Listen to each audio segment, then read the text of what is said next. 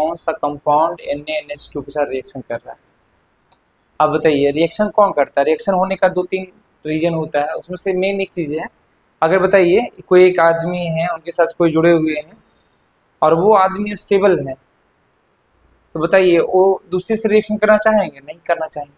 लेकिन जिनसे जुड़े हुए हैं वो अनस्टेबल होते जा रहे हैं, डिफरेंटली उनकी जो है मिसेज जो है दूसरे से रिएक्ट करना चाहेंगे। मतलब सिमिलर चीज़ें यहाँ पर भी आप देखिएगा। ये नाइट्रोजन है, इसका इलेक्ट्रॉन नेगेटिविटी नियरली 3 के अबाउट होता है। ये सोडियम है, इसमें बचा प्लस, इसमें बचा माइनस। आप इसको ऐसे मानिए। ये कब रिएक्शन करेगा, किससे रिएक्शन करेगा? ये सोडियम कब इसको छोड़कर, नाइट्रोजन को छोड़कर दूसरे से रिएक्शन करेगा। तो सोडियम जस्ट लाइक इसको मेटल मानिए, इसका इलेक्ट्रॉन नियर अबाउट 3 मानिए। तो बताइए सोडियम कब रिएक्शन कर पाएगा दूसरे से? अगर सोडियम इनसे टूट कर दूसरे से बॉन्ड बना ले तो रिएक्शन हो गया। तो सोडियम कब बॉन्ड बना पाएगा दूसरे से? जब ये एनायन जितना अच्छे हैं, जितना स्टेबल है, उससे ज़्यादा स्टेबल एनायन रहेगा तब ना। इसमें आप देखिएगा, यहाँ से अगर हाइड्रोजन को ब्रेक करते हैं तो यहाँ पर H+, यहाँ पर कौन सा होगा? माइनस। इसका इलेक्ट्रॉन नेगेटिविटी कितना होता है? 2.75। आपने हाइब्रिडेशन में पढ़ा था।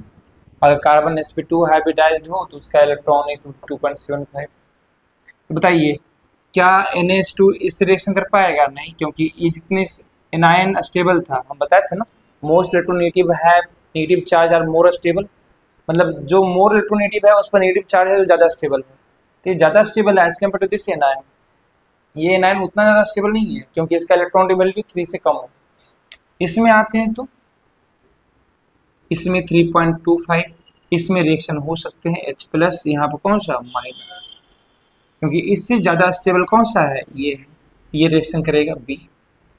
ठीक है, इसमें आते हैं, इसका इलेक्ट्रॉन नेगेटिविटी वैल्यू कितना होता है? 2.5 होता है। क्या रिएक्शन कर पाएगा? तो नहीं, इसका सोडियम जो है इसको छोड़कर इससे नहीं जुड़ने जा रहा क्योंकि ये ज़्यादा स्टेबल नहीं है।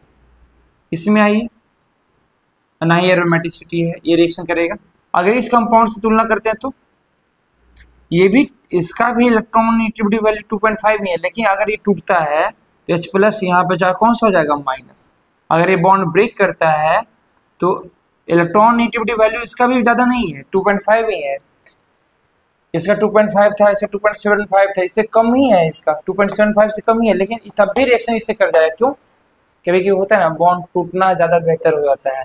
देखते हो कभी कोई आदमी रह रहा है घर में, कोई दिक्कत नहीं है, स्टेबल है, लेकिन माँ पिताजी उसको बोलते नहीं बेटा तुम अब घर से निकलो, वो बेटा निकलता है, उसको लगता है मजबूर हो जाता है बेचारा पैसा कमाने के लिए, वो दिमाग लगाता है और स्टेबिलिटी भी गेन कर पाता है। कभी कभी टूट जाना भी बेहतर होता है जुड़े हुए रहने की तुलना में। जस्ट लाइक ये बॉन्ड ब्रेक किया तो ये ब्रेक करने से क्या हो गया? ये एरोमेटिक हो गया। बोले कैसे? 2 पाई बॉन्ड इलेक्ट्रॉन यहाँ पर, 2 2 4, यहाँ पर माइनस का मतलब क्या होता है? Lone pair.